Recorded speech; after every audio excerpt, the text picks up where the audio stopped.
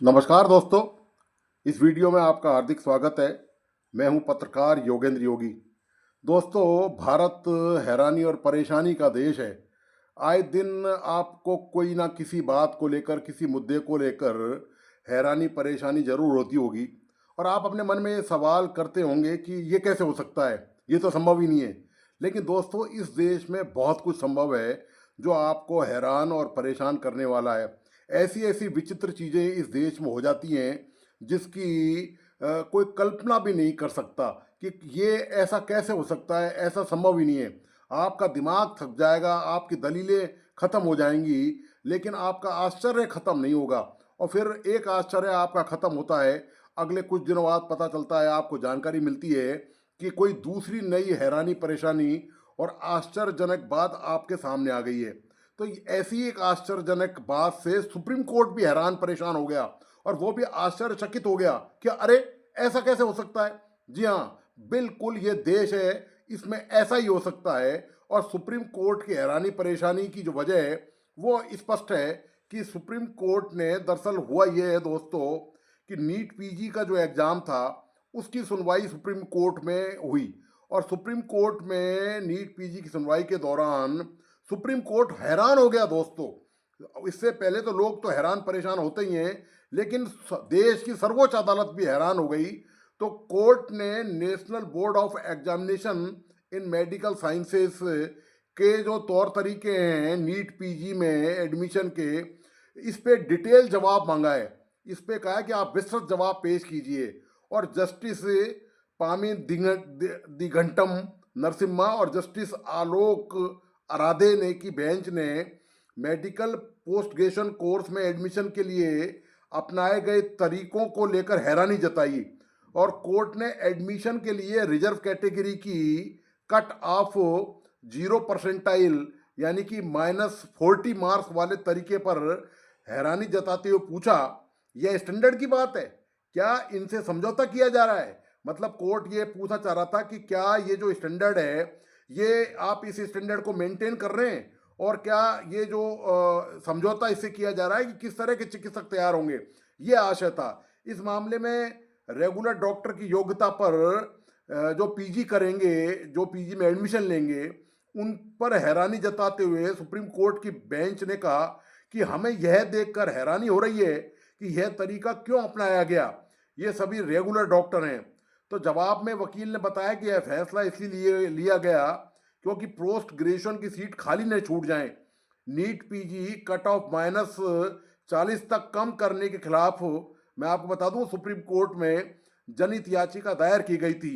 समाज सेवक Harisharan Devgan, neuro surgeon Saurabh Kumar, doctor Lakshya Mittal, ये प्रेसिडेंट यूनाइटेड डॉक्टर फ्रंट, और doctor Akash Soni, member World Medical Association ने कोर्ट में पीआईएल दायर की थी।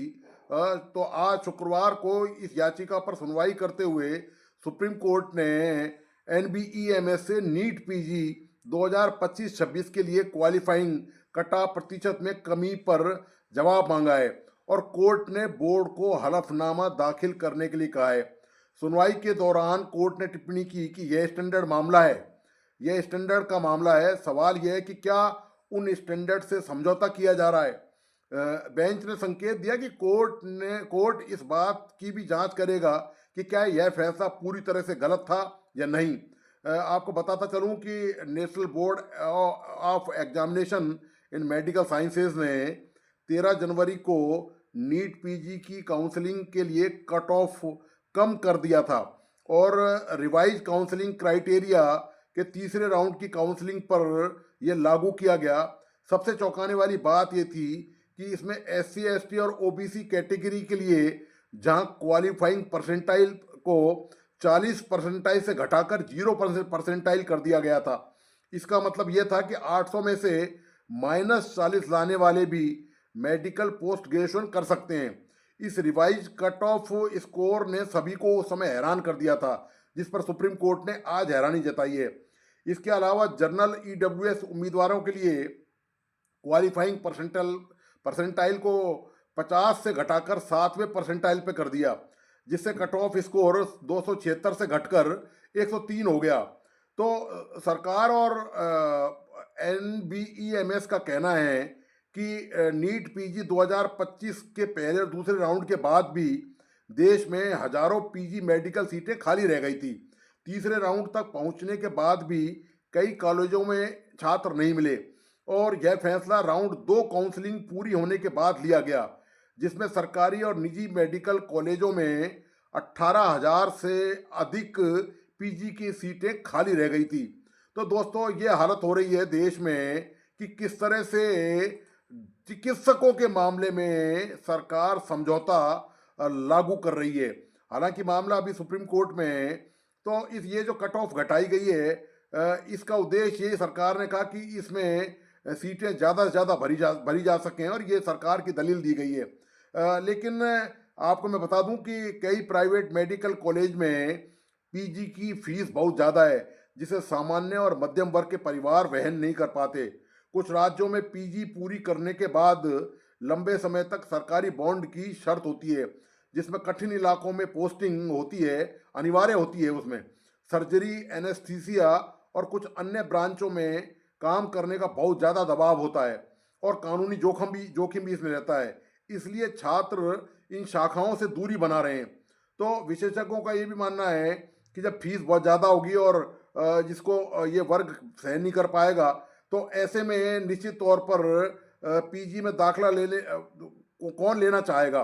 तो और एक ये जो परसेंटाइल कम की गई है, ये माइनस मार्किंग में भी 40% पे भी -40 पर भी यदि एडमिशन होता है, तो यही जो है आगे चलकर सर्जन, फिजिशियन, गायकोनोलॉजिस्ट और सुपर स्पेशलिस्ट बनेंगे। दोस्तों, अगर प्रवेश का स्तर बहुत नीचे चला गया तो भविष्य में इलाज की गुणवत्ता और मरीजों की सुरक्षा की क्या गारंटी रहेगी, उस पर तो असर पड़ना ही पड़ना है।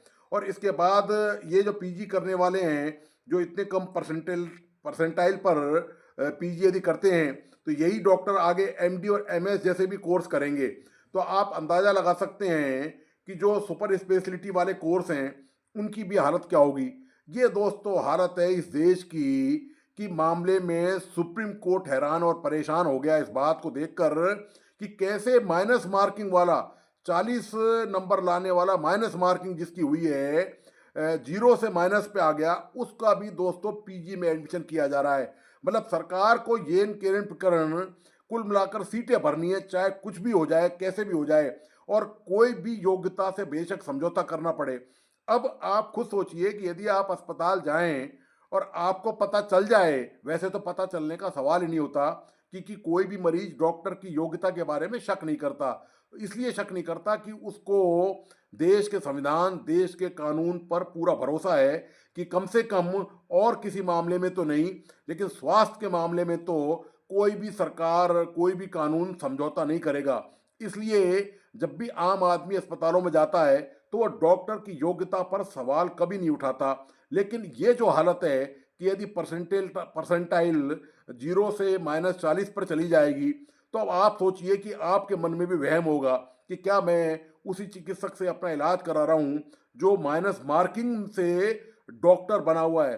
क्या आप अंदाज़ा लगा सकते हैं कि जो माइनस मार्किंग से डॉक्टर बना है, उसकी योग्यता कैसी होगी दोस्तों? वो किस तरह का ट्रीटमेंट लोगों को दे पाएगा? ये दोस्तों सबसे बड़ा सवाल है। और सरकार ने ये फैसला लोगों की जान जोखिम में डाल कर लिया है। एक तरह से आप देखें इसको कि माइनस मार्किंग वाले को जबरन सरकार डॉक्टर बनाने पर तुली हुई है। सरकार को यदि रोजगार ही देना है तो प्रशासनिक सेवाएं कलेक्टर बनाएं, एसपी बनाएं और अफसर बनाएं, कहीं भी भेजें, किसी भी डिपार्टमेंट में भेजें, बैंक में भेजें, रेलवे में भेजें। लेकिन हेल्थ जैसे इशू के मामले में भी सरकार कंप्रोमाइज कर रही है, क्योंकि इस वर्ग को खुश किया जा सके। ये दोस्तों और कुछ नहीं है, सिर्फ सीधे सीधे वोटों की राजनीति है। आपने कभी नहीं सुना होगा, नेवर, कभी भी, कि आरक्षण के मामले में कोई भी राजनीतिक दल चूं भी करता हो, एक भी शब्द नहीं बोलते दोस्तों। ये जो हिंदू एकता की बात करते हैं, ये जो धर्म के ठेकेदार बनते हैं, ये जो भी बनते हैं, वो भी इस मामले में पूरी तरह चुप रहते हैं। और भले ही अब तो स्वास्थ्य का मामला भी आ गया, तब भी सबने चुप्पी साधी हुई है। कोई बोलने को इस मामले को तैयार नहीं है। सबको लगता है कि उनकी खिलाफत हो जाएगी तो उनका वोट बैंक उनके हाथ से खिसक जाएगा। ये दोस्तों देश की हालत है। तो हैरानी परेशानी की बात तो दोस्तों है ही। तो इसमें हैरान परेशान होने की ज़रूरत इसलिए नहीं है क्योंकि ये देश ही हैरान परेशान करने वाला बन चुका है और यहाँ ऐसी ऐसी बातें आए दिन देखने सुनने को मिलती रहती हैं। तो दोस्तों आपका आज का विश्लेषण कैसा लगा? प्लीज़ अपने लाइक एंड कमेंट के साथ बताइए और प्लीज़ इस वीडियो को अपने दोस्तों और परिजनों को ज़रूर शेयर करें। मेरा तमाम दोस्तों से आग्रह है कि प्लीज़ इस यूट्यूब चैनल को सब्सक्राइब करें, लाइक करें और बेल आइकॉन का बटन ज़रूर दबाइए। धन्यवाद, नमस्कार।